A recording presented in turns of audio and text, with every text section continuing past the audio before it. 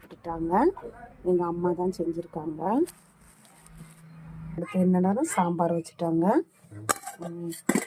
பாருங்க, ஒரு ஆப்பம் கரிஞ்சே போச்சு பார்த்தீங்களா.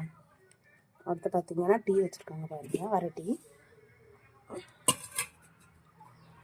பார்த்தீங்கன்னா இந்த சாப்பாடு வந்துட்டு இருக்கிற அடுப்பில் சுகந்து வந்து அடுப்பில் டீ போட்டுட்ருக்கோம். எங்கள் அம்மா எப்போவுமே கோவத்தில் தான் இருப்பாங்க. அதனால் இவங்களுக்கு வேண்டியாவது லைக் பண்ணுங்கள் பாவம், சரியா? இவங்களுக்கு வேண்டிய லைக் பண்ணுங்கள், ஷேர் பண்ணுங்கள், சப்ஸ்கிரைப் பண்ணுங்கள். ஓகே.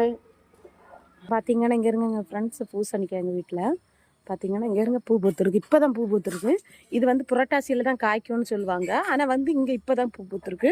அப்புறம் பார்த்தீங்கன்னா கரும்பு வச்சுருக்காங்க. எங்கள் அப்பா எப்போவுமே வந்து தோட்டத்தில் ரொம்ப இன்ட்ரெஸ்ட்டு, அதனால் கரும்பு வச்சுருக்காங்க. அப்புறம் வாங்க பார்த்தீங்கன்னா இங்கே இருங்க ஃப்ரெண்ட்ஸ்